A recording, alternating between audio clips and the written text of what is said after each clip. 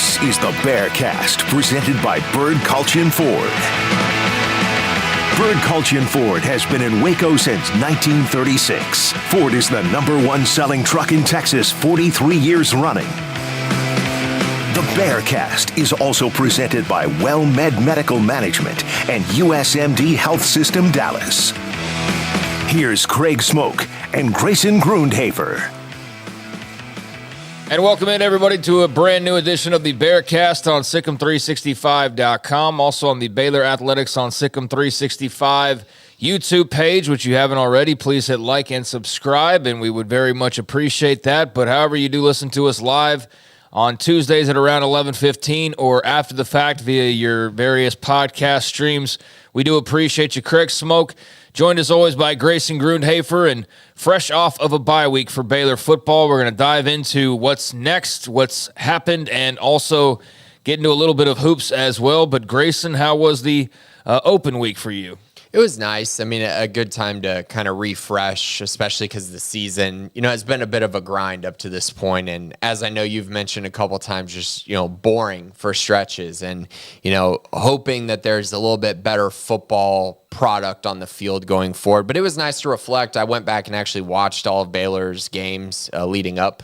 In the first few weeks, that wasn't a great task, but I did anyways, got to see some of the things that stood out to me, and also just watch college football and not really have to deal with kind of sitting there and really waiting on Baylor all day to kind of figure out what was going to happen there, which was nice too because it was a good weekend.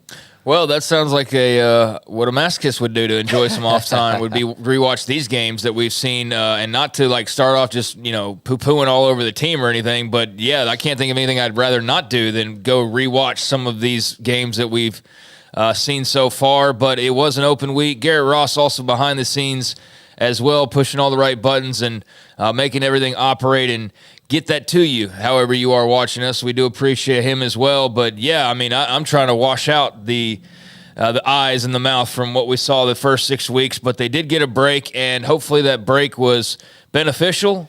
They don't get another one. This is it. They start back up this week at Cincinnati. First meeting ever between these two programs. And, the rest of the schedule, you look at it, and it's a roller coaster ride, depending on what week you look at. I mean, even Houston and, coming off of a Hail Mary win here in a couple of weeks, and then you've got Iowa State suddenly looks like a much more formidable game. K-State, TCU, both those teams playing well. West Virginia's been good, even though they just lost on a Hail Mary to Houston. So this second half stretch, man, it was potentially one that it looked easier when you first looked at it on paper, and now it's looking like it might not have anything guaranteed whatsoever on the second half of the schedule, but if there is a game or two that you feel like they could win, you'd think it'd be this one, or maybe the Houston game, perhaps just that built-in advantage of the older Big 12 teams versus the newer Big 12 teams. But this is going to be very interesting coming up on Saturday, Bears versus Bearcats. So let's start off with the bye week and just I guess we didn't learn much. There wasn't a lot of media sessions or anything like that. Obviously, the Mack Rhodes interview that he did with us caused quite a stir across the country because people just take little bits and run with it or hear what they want to hear in some cases. The big part of that interview that spread like wildfire was the fact that he said that he talked to Dave Aranda and that they had discussions about just all that's going on, and some of the things that came out of that was the feeling that they need to shake things up offensively and do things a little bit differently. And some took that as though Mack Rhodes was suddenly saying, well, we need to run this type of offense, or I'm calling plays, or just these silly notions, I guess because reality is not bad enough. So let's make it sound even as worse as possible. But he's not doing that. He's simply keeping tabs on the multi-million-dollar investment that they have in the lifeblood of the athletics programs and making sure that, things are as good as they can be. That's how I took it, Grayson. How did you take all of that? I know there was reactions that were just sort of all over the place, but I think based on the quote we got from Dave Aranda yesterday, who I'm sure is not, thrilled that that's a talking point, and just having listened to the actual interview and been a part of it, I just took that as an athletic director keeping close tabs on what's going on and making sure that they're operating to full capacity and making sure, hey, some things need to, especially in certain areas, get better.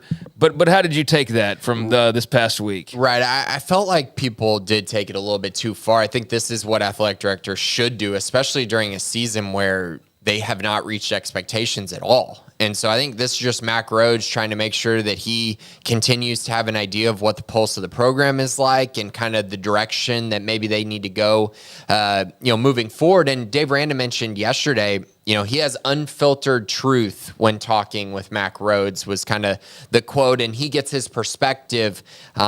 He gets that other perspective from Mac, because I think every day the daily grind of just sitting there and, looking at football, being all about football every single day, it's nice to have sort of an outsider perspective. Not that Mac is a true outsider, but a guy who, is just going to kind of tell him like he sees it.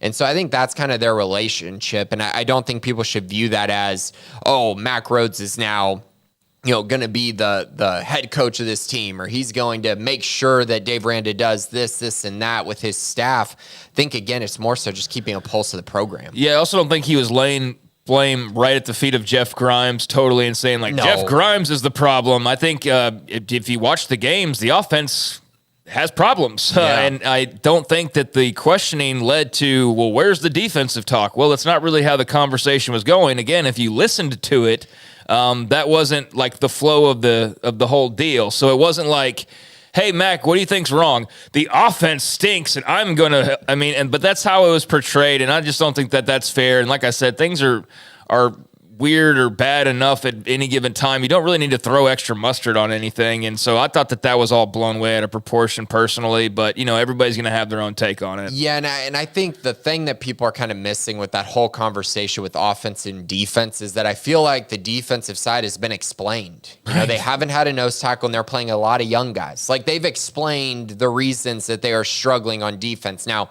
is it acceptable? No. But they've at least explained it. But I think going into the year, they felt like the offense was going to be really, really good.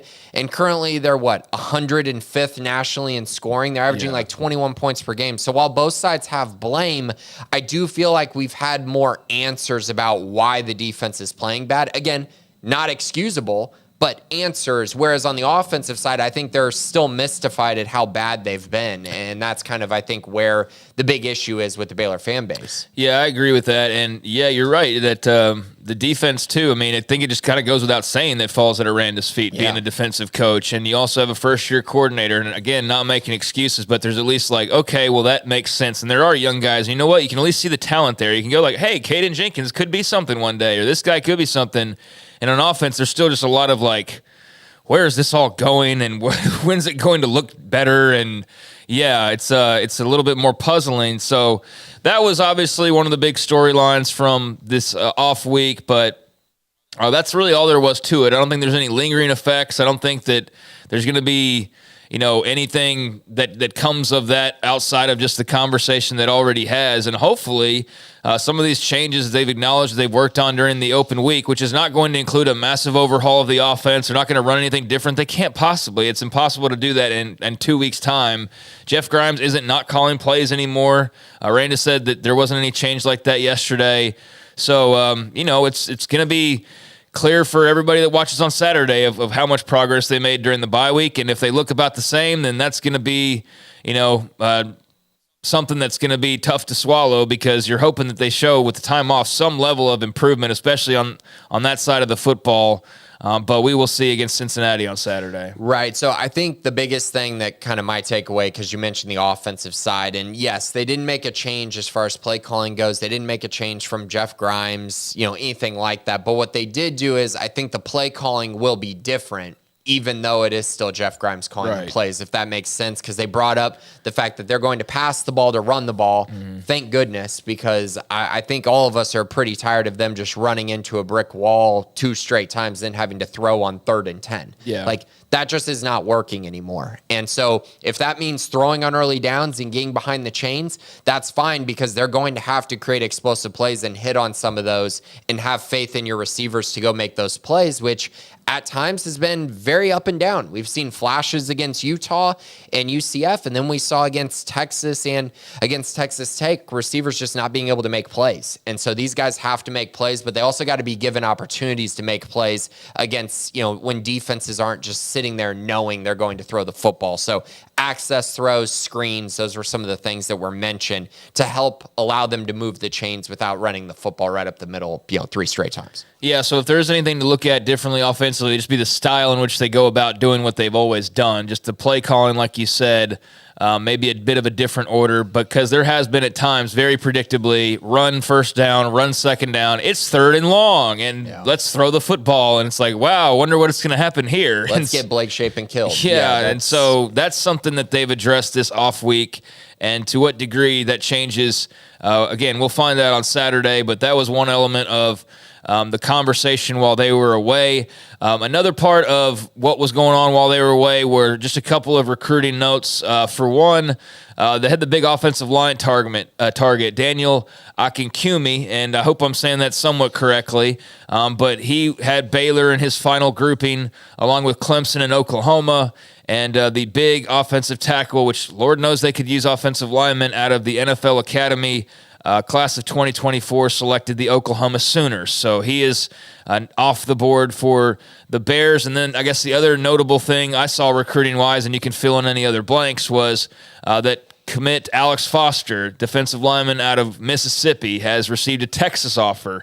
And that came like right on the heels of the Tech loss. Like a day or two later, I thought I saw that pretty quickly. And I don't know if Texas at all factored in where Baylor was at the time. I figure they're probably smart enough to go like, yeah, they're reeling, and this kid's in SEC territory, and he looks good, and we need it, D lineman, so they offered him. But the timing of it being like right after that tough loss, I was like, oh, that's a double whammy. So any thoughts on Akinkumi's commit to Oklahoma and Texas offering commit Alex Foster? Yeah, so Daniel Akinkunmi, he actually had Baylor in his final 3. I talked to him I guess it was the day before he made his commitment decision, but I had already kind of known it was going to be Oklahoma. He had a really good relationship with Brent Venables. And I think Oklahoma's play also really dictated where he was going to go. Sadly for Baylor, they did not play well enough for him to, I think, pick them ultimately. So he goes with Oklahoma. There's a lot of momentum there, obviously. But it was, you're never going to win awards for getting 2nd or 3rd. But again, they found this kid, got him on campus, got him on an official visit, gave themselves a chance to land him. And who knows, maybe if they had played better, they might have had an opportunity there. But he's a kid from London, so I do think big brands probably, stood out to him a little bit. And that's kind of what you saw with Oklahoma being the choice there. So a big miss, and now Baylor only has one guy left who took an official visit who is uncommitted, and that's Roger Saliapaga, the tight end out of Utah. So he's the only one left. Everyone else is either picked somewhere else or picked Baylor at this moment. So I guess that's the only other thing of note. And then Alex Foster, yes, got the Texas offer. It was funny because I talked to him, and he really did not see this coming at all. It was completely out of nowhere, which might speak to what you're talking about as far as Texas just seeing, oh, Baylor's struggling. Let's just reach out. Let's see if this kid's open. From what Alex has told me, he doesn't have a visit planned to Texas right now. And honestly, as long as he doesn't visit Texas, it's not going to move the needle. But as things progress, it wouldn't shock me if he did visit. He's a very good player, already has double-digit sacks at this point in the season, is a huge get for Baylor in this class. I believe he's either my top-rated recruit in the class or at least right up there. Yeah, he's right behind Kylan Reed. So the number 2 player in this class currently, might even move up because he's had such a good year for me. But yeah, really, really tough to see that because Texas is probably going to push for him a little bit. And looking at their kind of the way they've recruited, it does seem like they probably have room for at least one more defensive lineman, even though I believe they already have 4 in the class. Well, I mean, you are going to the SEC, right? So you need to bulk up front, I guess, even though you've got 4 guys. Hey, why not a 5th player, especially one who's apparently pretty good? So that is a situation to monitor, and that's another aspect that we've barely even touched on. But as the struggles continue, that recruiting part of this whole game is really the lifeblood, and you can only, I think, hang your hopes on the transfer portal working magic so much. I mean, as we've seen this past offseason, it's done little to really affect the results on the field as heavy as they went into the portal. They've had some hits. They've had some misses. They've had some injuries like Mike Smith. But that's not a guarantee of anything, no matter how many guys you go and get. So you got to recruit the immediate guys as well, and that's a big one for them. But as we've seen, Texas has swooped in and, Jahdae Barron, well after already signing, and Byron Murphy was another guy. Alfred Collins. And so, there's a history there, and we'll see what the Bears coaching staff can do to try and keep Alex Foster in the fold now that there's some other interest that could be, let's just face it, like that's something to be noted is that they offered, much like if Alabama would have offered, or some other school along those lines. So we'll see there, but recruiting is right around the corner. We just, I guess, have been so distracted by what's on the field that you kind of forget about that. 2 months away. It is 2 months away, the very first National Signing Day, but here in just a few days' time, that's a little bit of what's been going on off the field. They're getting back to business starting this weekend, the second half of the season, 6 games to go, 3 at home, 3 on the road. Baylor 2-4 on the year, and it's been a rough go of things, obviously, but it's also been a rough go of things for their opponent. Baylor does find itself right now not at the very bottom of the Big 12, but not far off at just 1-2 in conference play. Luckily for them, the conference is basically just all similar. Any given week, it seems like anybody can beat anybody, except for maybe Texas and Oklahoma having a bit more of an advantage than others. But, 1 week K-State's getting beat by Oklahoma State. 1 week, it goes on and on. Everybody kind of gets their licks in. But Cincinnati's not been able to do that. They are 0-3. UCF, the only other 0-3 team. The new 4 schools have struggled a little bit, and Cincinnati certainly in the race for who's struggled the mightiest so far through the first few games of Big 12 play. Despite that, favorites in this game, playing at home. First ever meeting, as I mentioned, I think at the top, between these two schools. So both of them at 2-4. Baylor, though, 1-2 in the Big 12. Cincinnati, 0-3 in the Big 12. So either going to create some separation between yourself and the bottom, or you're going to find yourself right there at the very bottom, and things are going to get drastically worse by just finding yourself even farther below than you already were when things aren't feeling all that great. But for Cincinnati, 4 straight losses for the Bearcats. They beat Eastern Kentucky out of the gates in blowout fashion, then beat Pitt on the road 27-21. They were up bigger in that game, and then Pitt scored a couple of late touchdowns to make it look a bit more respectable. But then ever since then, it's been downhill slide. 31-24, they lost to Miami of Ohio in a stunning upset. Then lost to number 16 Oklahoma at home in a game where they really kept the Sooners in check. Score-wise, it was only 20-6, the final score there. Lost to BYU in a 1-score game out in Provo, and then lost their biggest margin of the year by 20 to a rising Iowa State team at home. So 4 straight losses, and then the 3 conference losses, Oklahoma, BYU on the road, and then Iowa State back at home.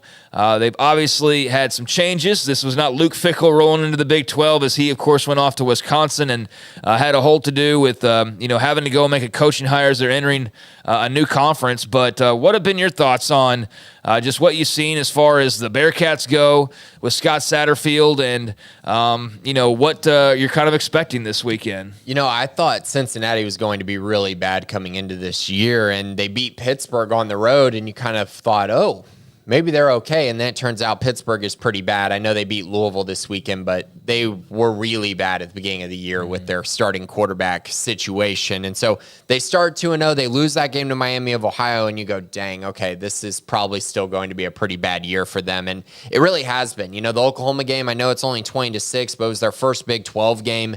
They got really amped up for it, had a great environment, and still Oklahoma covered the spread in that game. The BYU game is 35-27, but I believe they scored a touchdown late to make that look respectable at all. They really didn't play that game very well. And then Iowa State losing 30-10, and that game was at home. In general, their issues are just their offense is really bad, and they turn the ball over a ton. During this 4-game stretch, they've turned the ball over 8 times. They've turned it over twice in every single game over the past 4. A lot of that is Emory Jones, their quarterback, turning the ball over, being inaccurate, throwing the football.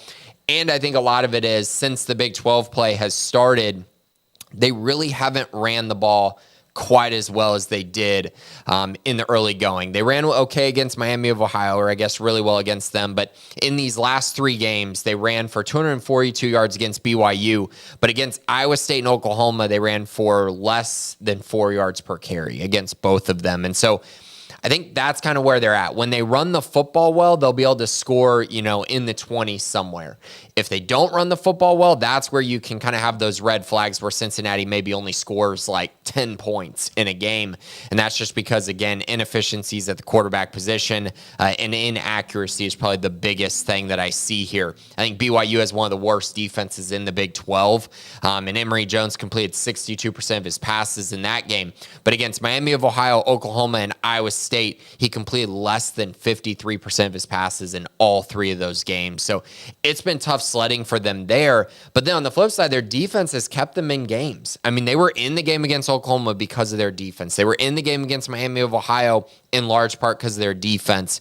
And then the Iowa State game, they were in it basically solely for a half because their defense played well. They're very good up front, one of the best run defenses in the country, ranking 17th in the nation in run defense. So that's kind of their bread and butter. They're going to stop the run. And I think going into this game, to be clear, Baylor is probably not going to run the football in Cincinnati. It just doesn't seem very likely. But where you can attack them is in the secondary. You can create big plays against them in the secondary, big completions, and move the chains as long as you're ahead of the chains and not having to sit back there on 3rd and 10.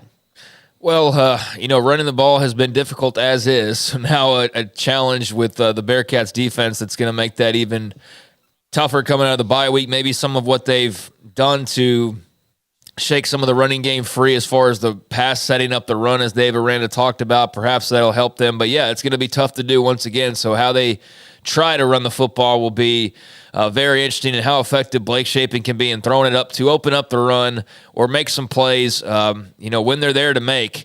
It'll be very important that if a receiver's got an opportunity to bring a ball down, he's going to have to bring the ball down. I mean, they're not going to have a lot of room for error on the road, I feel like, and Cincinnati's home crowd's going to get behind this defense knowing that that's their best bet to victory. On the offensive side, Emory Jones, the guy's bounced around a bit in his college career, but takes over.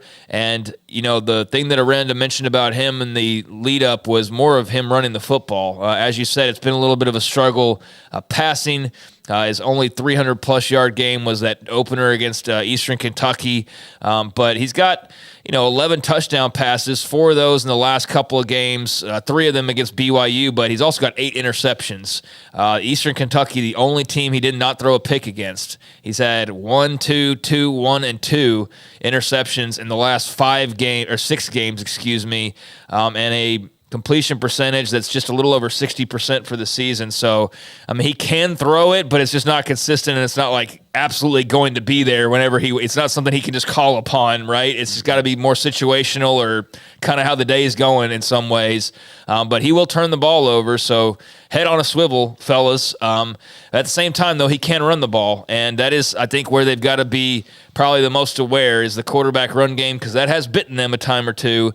And he had 72 yards in the latest outing, 94 against BYU, 42 against Oklahoma, had a 100-yard game against Miami of Ohio, and did not run it very much or very effectively against Pitt or Eastern Kentucky for yardage. That's all that notable, but did have a couple of scores in that opening game despite not rushing for a lot of yards. So not getting into the end zone rushing the ball, but definitely going to be a guy who's carrying the rock on a few carries at least this Saturday. Right, and Baylor hasn't really faced a guy like this outside of Nate Johnson against Utah. I know Quinn had that really long run, but I don't view Quinn as a true dual threat quarterback like this. Emory's much more athletic, much more elusive in the open field. But outside that, they played a lot of pocket passers. TJ Finley, Baron Morton, those are guys that more stand in the pocket. LIU had a running quarterback, but that's just a really bad team. I'm not going to use that comparison. But yeah, Nate Johnson and Emory Jones have some similarities in that regard. But like you mentioned, the turnovers.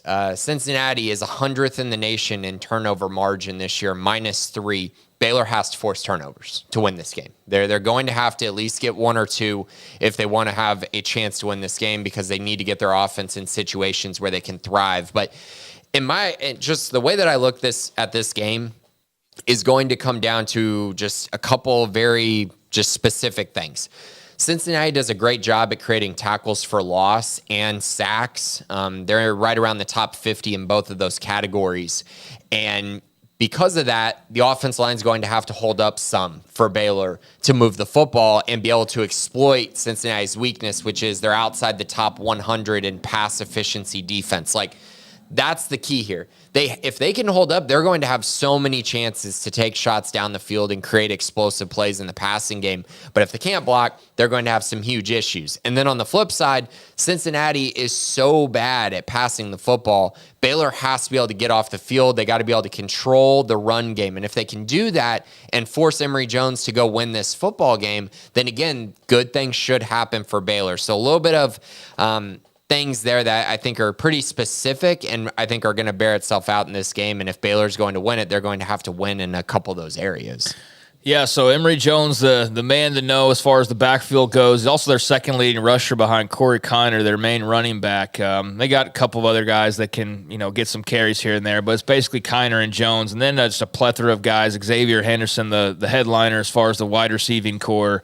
And they've been more productive. I'm just looking at their receiver stats. They've been more productive than the Baylor receivers have been up until this point as far as the yards go. Monterey Baldwin, I was looking at it last night. He's got a little over 400 yards and 2 scores.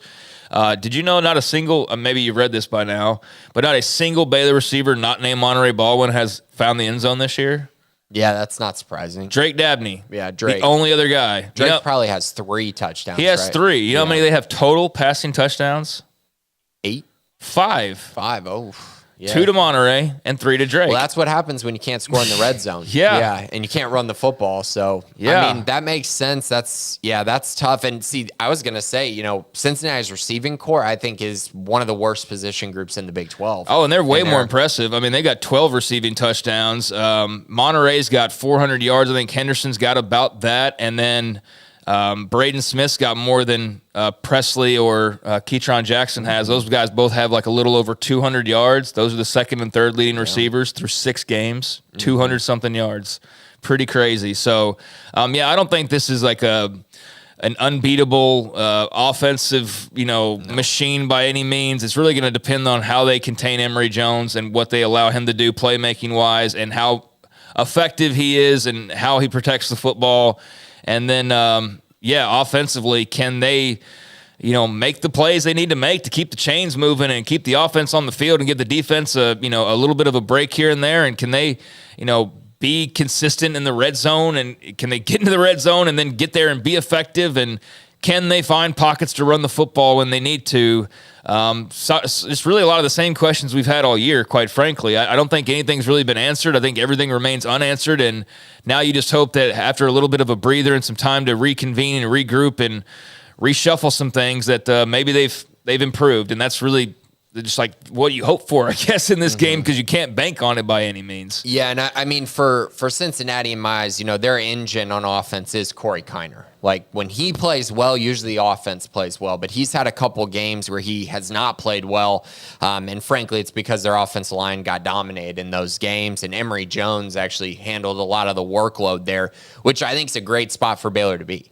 If Emory Jones is running more than Corey Kiner, you're probably in a pretty good situation in this game. And again, Baylor's got to find a way to stop the run, which they did not do against Texas Tech and really have not done very well at all outside of for long stretches against Utah. They really haven't stopped the run, which has been very troubling. And if they don't stop the run in this game, then they're probably going to lose this game.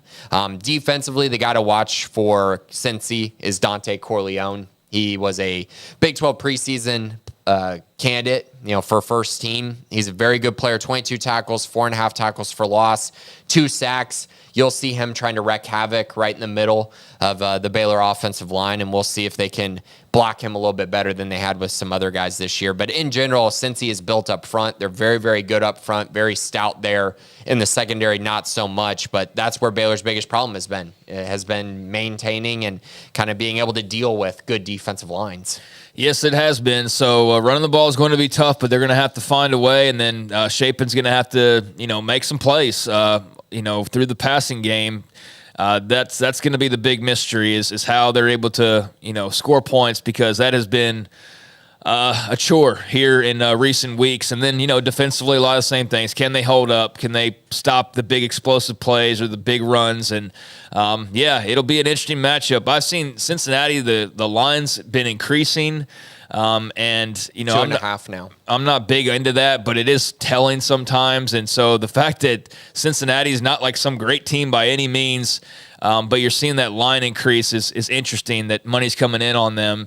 So just not a lot of faith in Baylor right now that they're going to, be equipped to get the job done, or that they're going to be, a team that's, going to go in there and even be competitive. I mean, I think it's a crapshoot on what to expect coming out of this game and coming out of the bye week. So we will see. But Cincy is favorites, and they are in search of their first Big 12 win, and that would be I don't know. That'd be a tough one to take. I feel like against one of these new schools, like they're going to get their wins along the way, like Houston against West Virginia. Like it's just going to happen at some points. But that's kind of just showing you the downward trend. I feel like is you can see it as evidenced by that line, because it's not like Cincinnati is just setting the world on fire at the moment. So very much a battle to remain away from the bottom of the Big 12 is what this actually is. Yeah, it absolutely is. And luckily, Baylor beat UCF, and UCF has to play Oklahoma this week. So they probably won't go to the bottom if they do lose this game, because they beat UCF. But in general, I mean, you lose this game, you're definitely not making a bowl. Oh, yeah. I mean, you can throw that out the window. I was telling Garrett before we recorded, I mean, they really need to go 3-0 in these next 3 games if they want a shot at making a bowl. It feels that way, at least. Yeah, and they won't be favorites probably in any game, but maybe Houston in a couple of weeks. Yeah. This was one game you thought maybe they'd be favorites, but then again, it's on the road. Who really knows? But they opened as favorites, I believe. Did, but as we talked about, that line has moved, and it's only moving further in Cincy's direction. They will not be favored against Iowa State. They will not be favored against K-State. They will not be favored against TCU. And we'll see West Virginia in like 5 weeks of where that is. But right now, they would not be favored against West Virginia. So, they're going to be dogs in every game probably, but Houston coming up next week, or in a couple of weeks, I should say. So, this is an important one, and this is one of their best bets, but it's also on the road. And then again, I wonder, are they better on the road? We've only seen them one time on the road, and they didn't play well for 3 quarters, and then they exploded and won that game miraculously in Orlando. So that's been our only glimpse at them away from McLean Stadium. This will be take 2, and there are 3 road games in this second half of the season, 3 home, 3 road. And starting off on the road in the Queen City. So they're undefeated on the road. They are. And useless stat, but it'll be interesting. Like if they go like 3-1 on the road, and they had this big 8-game home schedule, but that home field advantage just has not been an advantage for them. So maybe there is something to playing on the road, just getting out of the confines and just not having, like Arenda described it, of this, the pressure that comes with playing at home.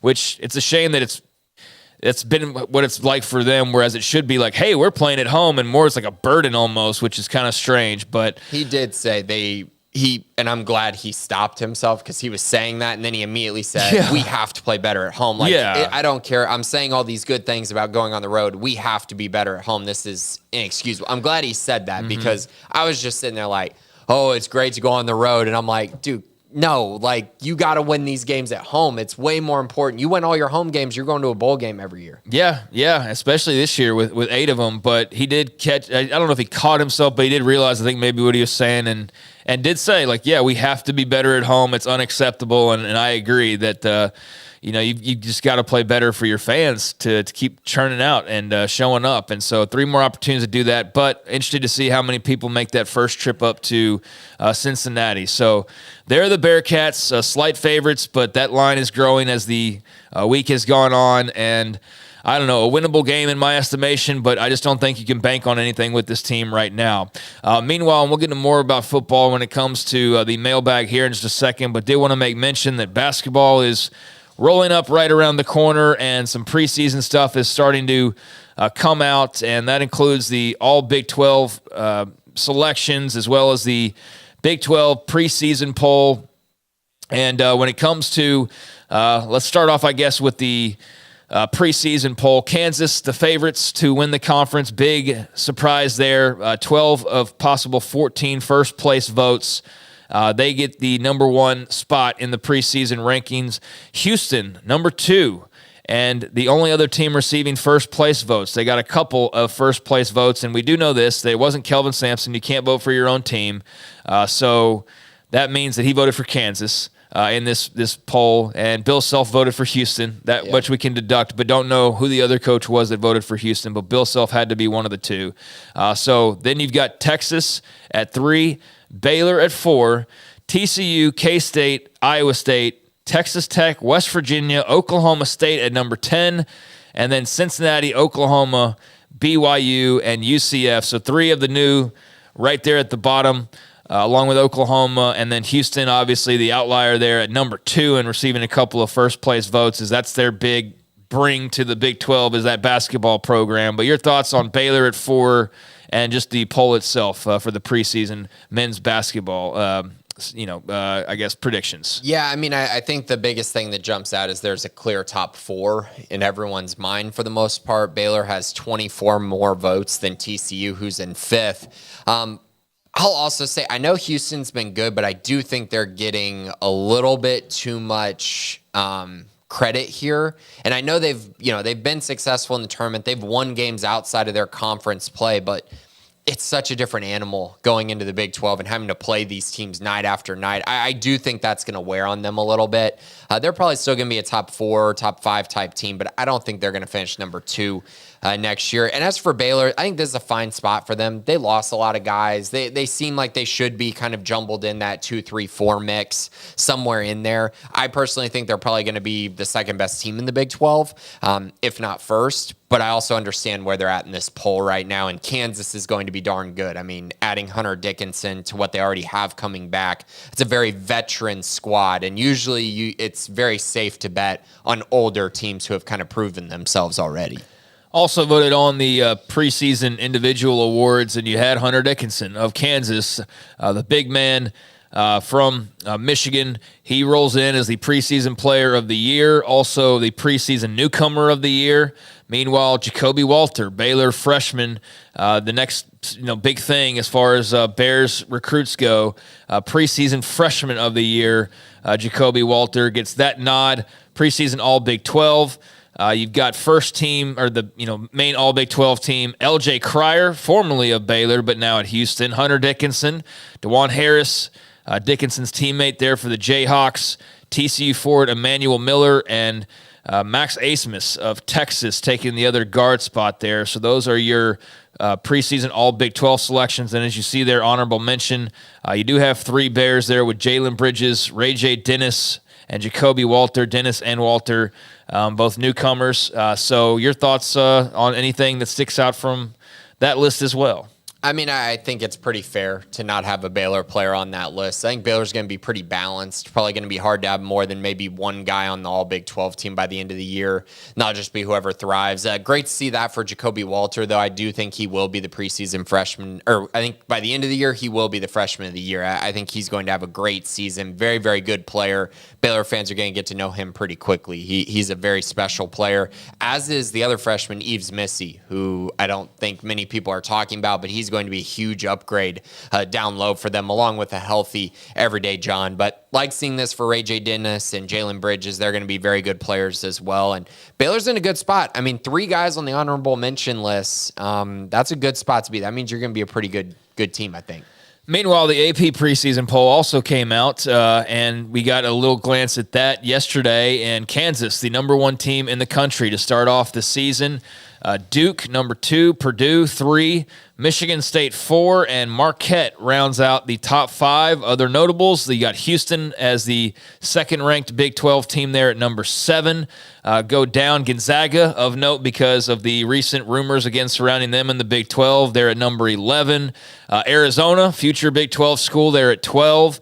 Also got Texas at number 18, Baylor at number 20, and that's all there is. There's also some others like K-State receiving votes outside of the poll, but there you go. So you got KU, Houston, Texas, and Baylor, and then the new schools that will be coming in, Arizona on there, and then possibly Gonzaga. We'll see how all of that goes with that continued or renewed courtship. But number 20 for the Bears to start off in the preseason poll. Yeah, way too low. Way too low. I mean, this is the Big 12. Yo, the Big 12 is going to have 4 teams inside the top 15 by the end of the year, maybe even 5. I mean, it's just that's the way that it is with this conference. Also, to have Texas A&M ranked ahead of Baylor, that's rather laughable in my eyes. A&M hasn't shown anything in my eyes that tells me, oh yeah, this is the time where they're going to be a top 15 team in college basketball. They might be better. They might make the tournament. That's great. They're not better than Baylor. So that was one that really jumped out to me. I do think Baylor's ranked a little too low here, but I also understand, they're replacing a lot. A lot of people have a lot of value in LJ Cryer, obviously having him an all Big 12 guy, and then losing Adam Flagler. So I understand that, but Baylor also returns a ton. So I felt like this was pretty low. Just at this point, I think it's rather low and not a good bet against Scott Drew in my eyes. Yeah, so there you go. That's how it's starting off, at least for the time being, the preseason basketball poll, and that'll be getting underway here in the coming weeks, and not too far off at all at this point. So see that stadium, that arena rising up more and more every single day, and not too far away, not only from basketball season, but eventually a couple months in, that arena now coming into play as well, which is a long time coming and will be very, very cool. But the Bears in the top 25, near the top of the Big 12, and so sitting pretty and definitely have room to rise. So looking forward to all of that getting underway. Now, mailbag. Anything else before we get into this? Let's do all it. right, Alpha Needle, buy or sell. Victor Wembanyama will have a better NBA career than Tim Duncan. Well, Tim Duncan's the 3rd best player to ever play basketball, so I can't put Victor ahead of Timmy. That's just, he had such a storied career. But I will say, anyone that was having questions about whether Victor could actually play in the NBA or was going to be good, yeah, he's silenced those. That guy is phenomenal, and whether he gets hurt or not, that's up in the air. Who knows? But he is a very special talent. Like everything I'm seeing, it's ridiculous some of the things he can do. I'm just curious, what do you base 3rd best ever on for Tim Duncan? I think, based on where he played, how much he accomplished in the time that he played, the lack of having like top 50 players on his team. I don't think David was late in his career, but he didn't play with anyone that was like a true top 100 player of all time. He won 5 rings. He beat some of the best teams in basketball, beating the Lakers, beating, the Pistons, who were really, really good, beat LeBron with the Heat. Just special. And he played a long time, which is also a big deal as well. True culture guy. He's no Dirk Nowitzki, but that's fine. Victor Wembanyama will not have a better career than Tim Duncan. I'll just say that. I don't think that I'm going to go that far just yet, but he's going to be a force, and because he's just so different. It just looks kind of dumb, actually. Like, it looks like some space scene in the future, like it's in a movie wild, or something, yeah. Because like the dude takes 2 steps to go the full court. Anyways, he's going to be a very interesting addition to the NBA for sure. Buy or sell, VJ Edgecombe will be a Baylor Bear. Ooh, then this is me saying that Trey Johnson won't be. I'm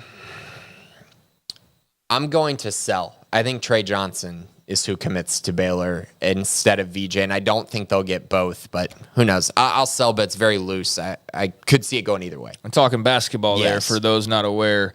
Jeff Grimes is the OC at Baylor in 2024. I just think I don't think they're going to make a bowl, and if they don't make a bowl, Dave Aranda probably has to just make some sort of changes, and I think that means Grimes will probably be a change. Sadly, because I don't think it's all on him.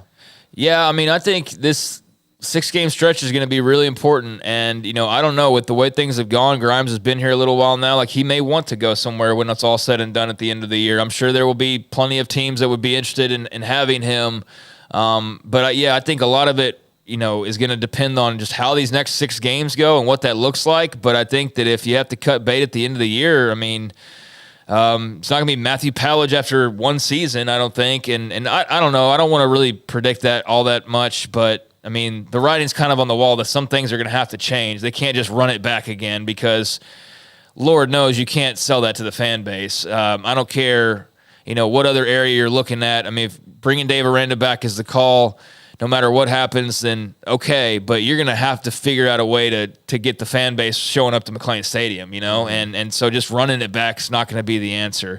Texas beats Oklahoma in the Big 12 championship and goes to the CFP. Buy or sell? Sell. Yeah. I don't think they're going to the college football playoff.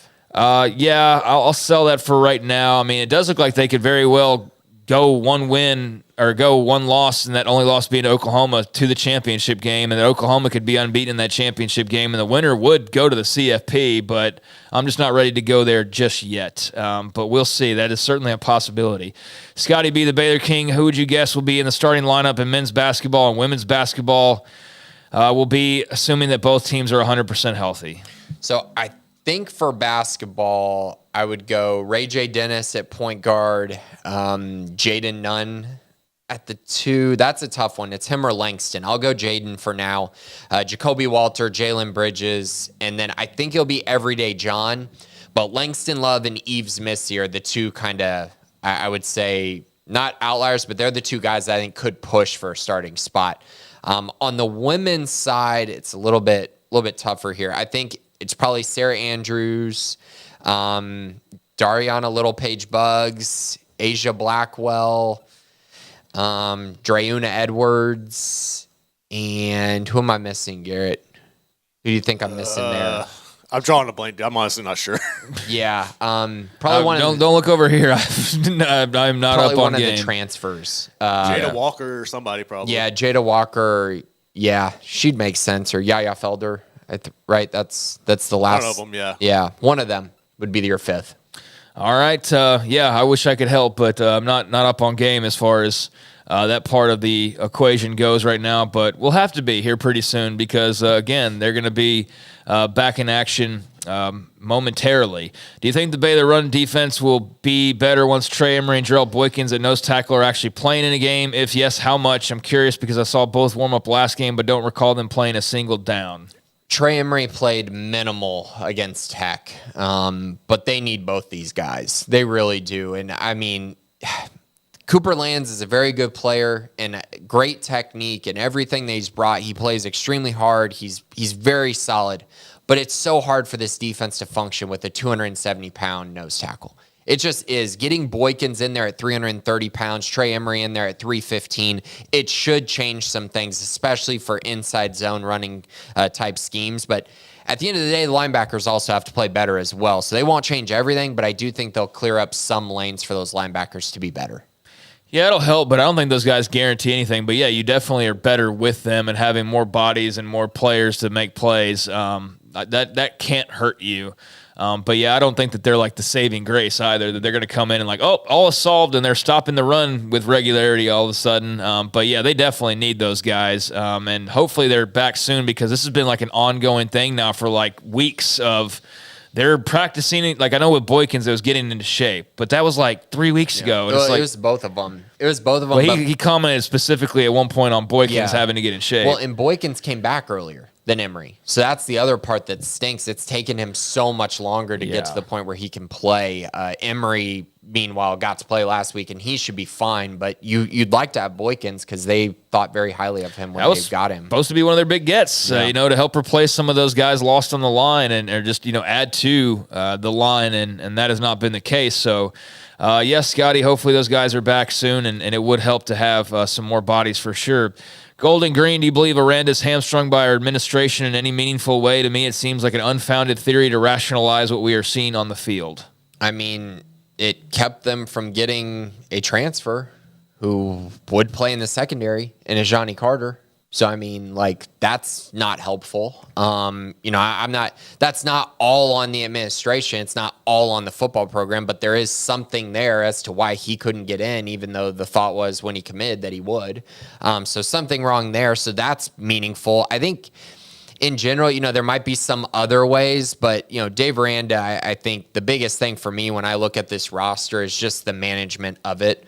They have got to manage this roster better. And by that, I mean bringing in transfers, finding ways to recruit better, finding ways to get guys off the roster who aren't going to contribute. All those things come into play, and all those things need to be addressed because this team needs more talent and more opportunities to acquire talent. Yeah, I mean, there are guys who definitely haven't panned out or are taking a really long time to pan out or probably are never going to pan out. There's also, I think the concerning part to me as far as some of the roster management goes was, you're supposed to get all of that seasoning this offseason, and correct the mistakes from last year. And then what happens? You roll into the season, and it's like, well, we're pretty young. And it's like, what?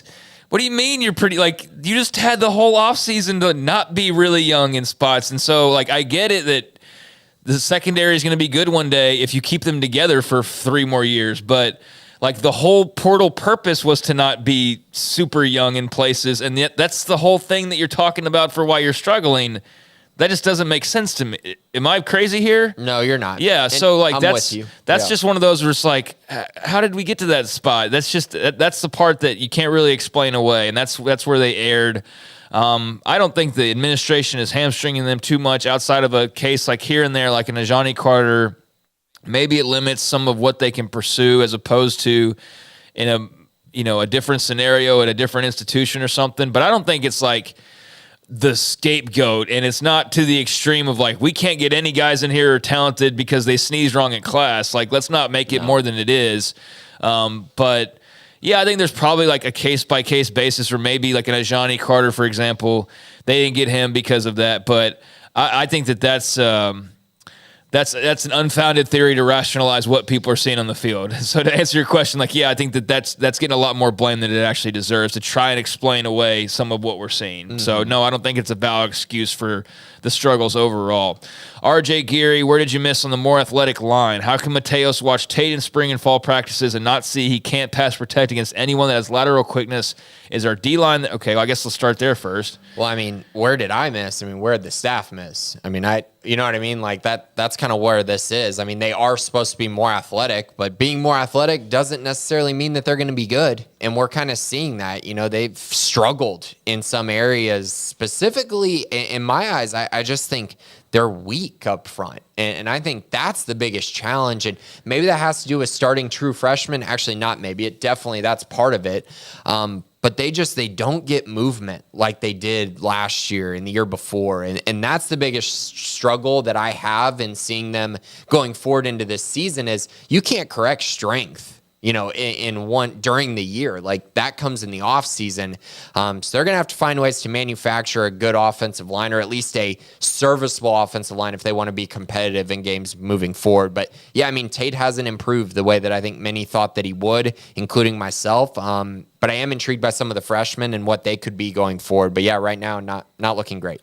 But again, it's selling the long game, and there's just not patience for that for a lot of parts of the fan base and the supporters. Is our D-line that bad, and can the 2 injured players be a significant upgrade? Just like we said, I don't think it's a significant upgrade. I think it's an upgrade in numbers and bodies and, talent available, but I don't think significant upgrade would be how I would categorize that. I think it makes it a significant upgrade in the fact that you do provide more depth, but I guess, so like, I think down by down, it definitely is an upgrade and definitely helps the defense. But my main issue is, okay, well, if they are able to stop the run up the middle, then teams are just going to attack them horizontally like UCF did. And so they're still going to manufacture a run against Baylor because the linebackers haven't been great either. So I think they will help and solidify some things so that you're not giving up, 3rd and 4 runs right up the middle. But yeah, I mean, to say, oh, now they're going to go from a bad defense to a great one. No, I think they can go from bad to maybe mediocre in some games. Yeah, that's what I'm just saying. I don't think that all of a sudden it's like you feel like you have like vintage Jadeveon Clownies out there. No. Like they're not like all of a sudden you're going to be like, where was Trey Emery all this time? Or no, it'd just be like they'd be slightly better because of, again, the depth and that kind of stuff. But yeah, as far as like a significant upgrade, not really, no.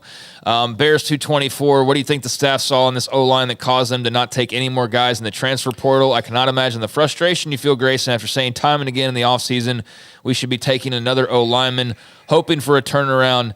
Sick 'em. And this again goes back to what I said a few minutes ago about we're kind of young, and it's like, but you shouldn't be. Like, but if you thought that, then that should have been addressed. And so the whole like O-line thing is like, how did you not see this as an issue? And here's the thing is, you can ask me, like, how did I not see it? Well, first of all, I'm not a football and X's and O's guys, but I'm trusting the coaches know what they're doing. So if they feel like they don't need to go get anybody, I'm just going to feel like, okay, well, they must not feel like they need anybody.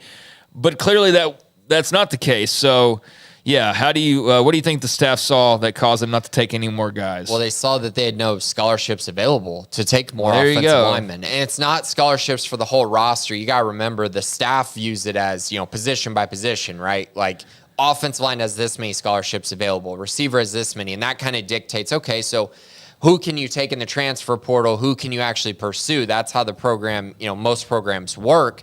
The problem is that, a lot of that comes down to roster management, which I've mentioned ad nauseum, and also the fact that you're just betting on these young guys taking just this huge step forward when you could have just gone out and added a couple more veterans. Like, I'm sorry, but you can't tell me they had a couple more veteran offensive linemen. I truly don't think you can tell me they don't beat Texas State and they don't beat Utah. I really don't. I truly don't. They were that bad on the offensive line in those two games at times when it mattered the most. It impacted them. It almost, it got Blake Shapen hurt just in that Texas State game. So just in general, it's pretty shocking to me. And it honestly could have made their season look infinitely better in those two specific games. Yeah, so there's your answer, scholarship numbers, but there's just got to be a better way to deal with that, or a better plan to deal with that, because it's obviously been an issue, and it's, again, just kind of crazy to circle back around one more time and say, oh, well, it's growing up, and you got to give them time. It's like, but you don't have time. Like, you don't. And they have open scholarships available still. Yeah. Well, there baffling. You go. Yeah. So that's just poor management of the roster, like you said. That's an area where they erred. Master Pierce, MPH, and thank you, Bears 224. Master Pierce, how does our poor run defense effectively stop mobile quarterbacks? Emory Jones, a decent runner for Cincy, but isn't even the best in our schedules. We still have to play Avery Johnson for K-State, and Avery Johnson, the new flavor of the month after what he did against Tech. By the way, a great follow-up performance from Tech at home on Saturday night to just get walloped, but that might be Avery Johnson, and the Bears might be in that position here in just a few weeks themselves, and a lot of the Big 12 might be, because he looks like he's got some skills, but nice bounce back for Kansas State for sure. How do you feel about the run defense, though, stopping mobile quarterbacks? Yeah, I mean, they're going to have to be – I think the biggest thing for Baylor in my eyes is if you stop Corey Kiner and you force Emory Jones to beat you as the runner, I think you're in a better position than you would be if you did the opposite. Emory's going to get a couple runs here and there. You just can't be giving up, 150 yards on the ground. Like, you can't just get demolished by him. But he is going to have probably 50-plus yards on the ground. You just have to make those inefficient 50 yards. And for me, I think it comes back, just simply put, defense line and linebackers. Are you going to be able to create pressure, get some sacks? Are the linebackers going to be able to spy him well enough and tackle him in the open field? Those are the big things that I think we still probably have quite a few question marks about, because Baylor hasn't faced a mobile quarterback to this level yet this year outside of Nate Johnson, who we saw in the Utah game, who had some success in some key moments for the Utes against Baylor. Yeah, Nate Johnson was exactly who I was thinking of as well, and he was able to bite them. We didn't see them have to play John Rice Plumlee. That would have been a good test as far as a mobile quarterback goes. But yeah, Jones is an effective runner, but you'd rather him rip off a couple here and there as opposed to Kiner having like a field day, like you said. So we'll see. They will get that test, and there will be more to come, like you said, with most likely Avery Johnson being one of those guys. Burger 86, we hired Aranda knowing that he would continue what Rule had built on the defensive side. Offensively, we blame Grimes, the OC. Defensively, how is it possible we are the worst tackling team in the Big 12? Why have we seen no violence on defense? Rule went to full scrimmage on Sunday after the Michigan game. Have practices gotten much tougher during the bye week? Yeah, I mean, well, according to Aranda, the practices have gotten not as tough because they're trying to keep guys healthy. That's what he said. Yeah, his answer to the health question was very strange. Yeah. And I know that plays into it too, but it's like you really can't, I mean, at this point, you can't really fall on that card. Right. But the way he answered it, like, it made it sound like ominous almost. Am I tripping here? A little bit, and it's kind of one of those things where, I mean, I think Jarrell Boykins is a good player, but the way he answered that made it seem like, oh, we need guys back, like we've been snake bit with injuries. Like, does that mean Jarrell Boykins is about to show up and be like just a superstar? But either way, it did feel like their practices are going to get a little bit, maybe, I don't know, less tough. I don't really know how to take that, but he did say we're going to try to limit injuries, so I'm not really sure that they've gotten tougher. I do think that there's been a concerted effort to make sure that there is focus and fire and effort going into this game, because Aranda mentioned that was pretty key, along with execution. It was that edge, right? That edge, the fire to go into this game and play with that edge and take it from practice to the game. So I think that's a positive sign. Now, as far as your first part, it's been baffling, honestly, what we've seen defensively. I will say that, and this has been mentioned some, but the classes right when Rule was leaving, that's 2019, 2020 classes really did no favors to Baylor defensively. And that's why you're seeing so many young guys playing. And again, this is not an excuse. It's more of a reason behind what we're seeing, right? And should these problems been addressed? Absolutely. But it's where Baylor is at right now. They're playing young guys. And I think we've seen enough flashes to kind of sit back and go, hey, Caden Jenkins might be an all Big 12 guy soon. They got some other guys back there, Devin Bobby, Devin Lemire, who are growing, who could be better by the end of the year.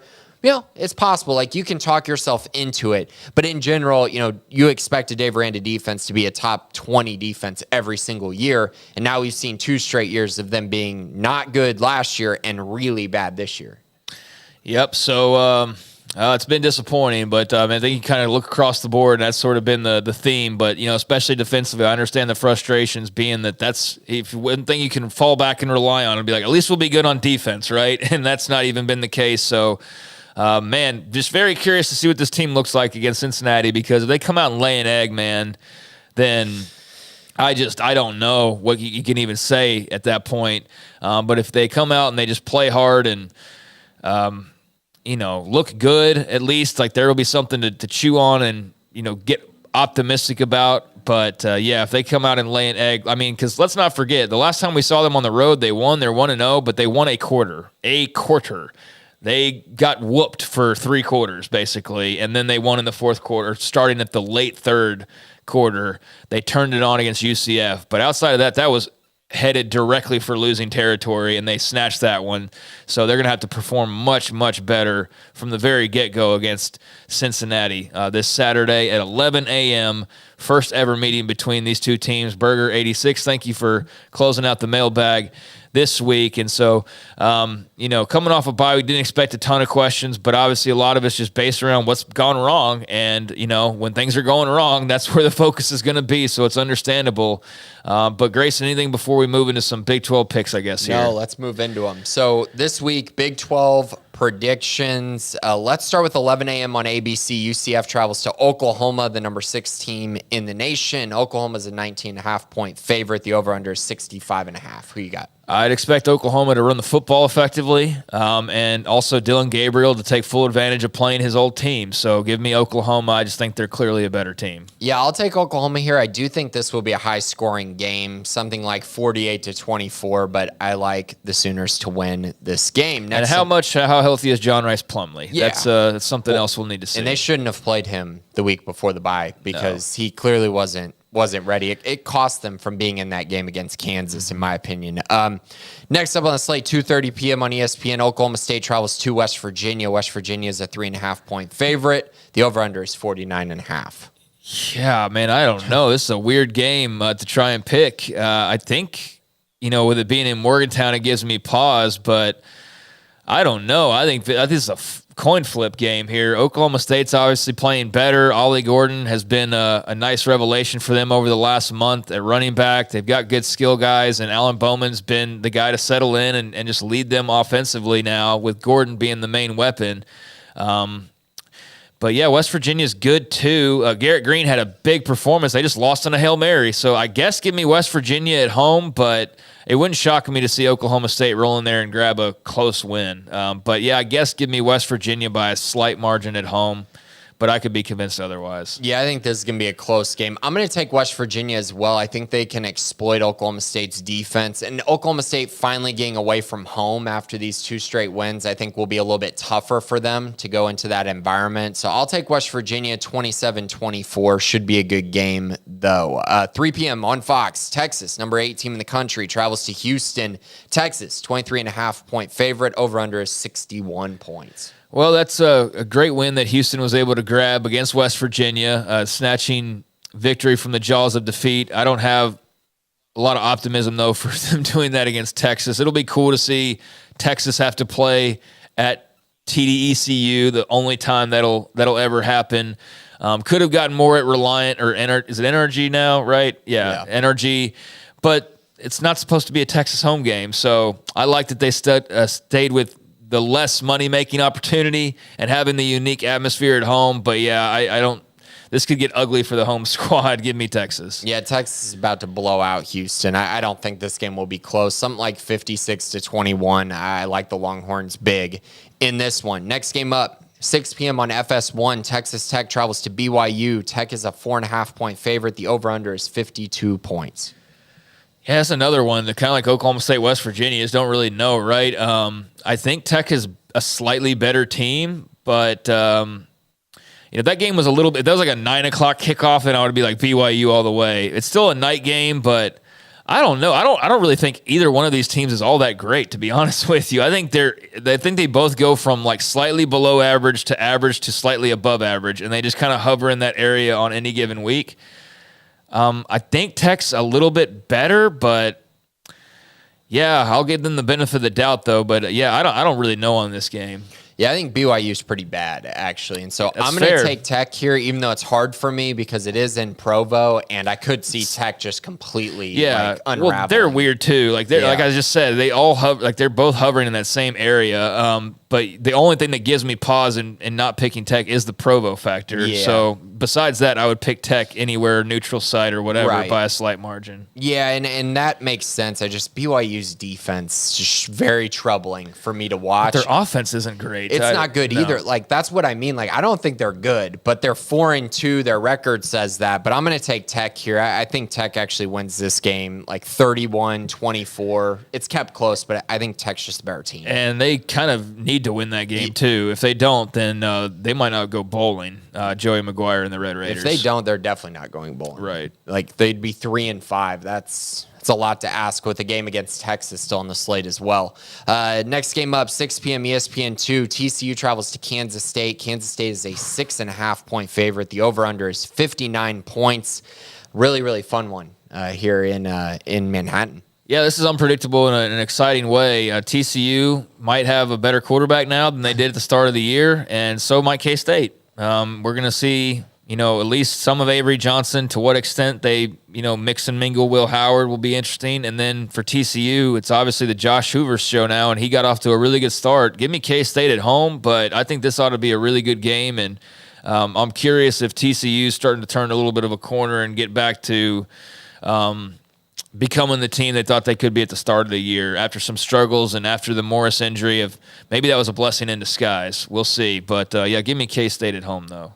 Yeah, I think TCU just beat a really bad BYU team, as I mentioned right before, and at home. And so I think going on the road here, I think K-State's a better football team than TCU. I think Josh Hoover played well, but I also saw some flashes of, he might make some mistakes on the road. It might turn the ball over a little bit, get a little careless. K-State, I trust them to run the football, play physical, and because of that, I think they win this game actually rather easily, something like 37-24. I like the Wildcats in that matchup. And then finally, last game on the slate, 11 a.m. on ESPN+. Baylor travels to Cincinnati. Cincinnati is a 2.5-point favorite. The over-under is 50.5 points. Who you got, Craig? Yeah, honestly, I haven't given this any thought until just now. I forget, we're supposed to do predictions. I'm not giving Baylor for the benefit of the doubt. I don't think Cincinnati is very good, though. Man. I'm going to say Baylor just has a little thing for being on the road, but I don't feel great about this pick at all. It's just I don't feel great about either team. I don't think they're either one very good. So yeah, give me Baylor. Just they come off the bye week. It's a team that is beatable, and they find a way to win a close game. But I have little to no faith in that pick, honestly. Yeah, and I don't blame you for having no faith in this. I'm going to pick Baylor, too, just because, you're coming off a bye week. If you're ever going to play good football, you would think it'd be this game off the bye week against a team that's not very good. And if you want any chance at having just a decent season, no one's going to call not making a bowl a decent season. But if you want to just be competitive towards the end of the year, you got to win a game like this. And so I think Baylor gets the job done. I have a little bit of faith in them, especially offensively, to make some plays, specifically Blake Shapen. And he's probably going to have to win them this game. And so I'm going to take Baylor here, low-ish scoring, but I like the Bears 24-20 to get the job done in a very close game against a team that's not very good. Yeah, and I would not put money on that. I would not feel great about placing a bet on that in any way. So yeah, I don't know. I think that they could win this game, but beyond maybe Houston, and we'll see when we get there. I'm not picking them to win another game the rest of the year outside of this one, and maybe Houston. But again, that'll depend on where we are in a couple of weeks. If they go and look like they did for 3 quarters in Orlando and lose to Cincinnati the way they probably should have lost to UCF, and I'm not picking them, period, the rest of the way. But yeah, this is one of those I could see them getting a win.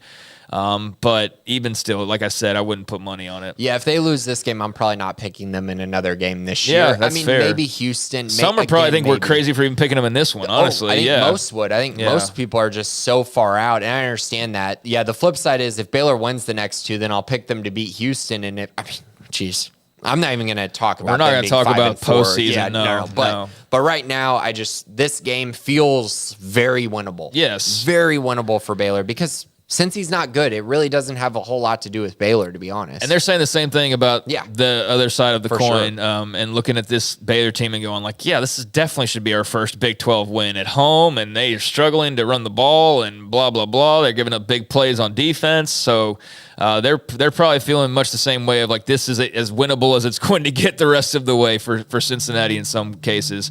So, all right, there you go. There's the Big 12 games this week. That TCU Kansas State game ought to be mighty interesting. You also got Oklahoma and Texas getting back into action after their open week, and that'll bring the 2 ranked teams, the 2 top 10 teams at that, back into the mix, the 2 favorites to play in Arlington here in a few. But, man, 6 weeks to go, so there's a lot that can change between now and then. But Baylor, Cincinnati, 11 a.m. on ESPN Plus from Nipper Stadium in Cincinnati, Ohio. Grayson, anything before we head out this week? No, nothing else. Just be sure to check out Sikkim 365 Premium side, all your news and content on Baylor sports, Baylor football, Baylor basketball, and then, of course, 365 Sports Radio with Craig and David and Paul. Lots of fun there, lots of football to talk about for sure. Yeah, catch us 3 to 6 on YouTube, 365 Sports YouTube channel. Please hit like and subscribe. Also on this YouTube channel, Baylor Athletics on Sikkim 365 will be nice of you to do the same. We would appreciate that. But you can also catch us each Tuesday here live on Baylor Athletics on Sikkim 365 YouTube Tuesdays at 11:15. And thanks to Garrett Ross as well behind the scenes. 365 Sports 3 to 6 Monday through Friday is where you can catch me next. And Grayson, appreciate you as always, man. For Grayson Grundhoefer and for Garrett Ross, I'm Craig Smoak, and this has been the Bearcast on Sikkim 365.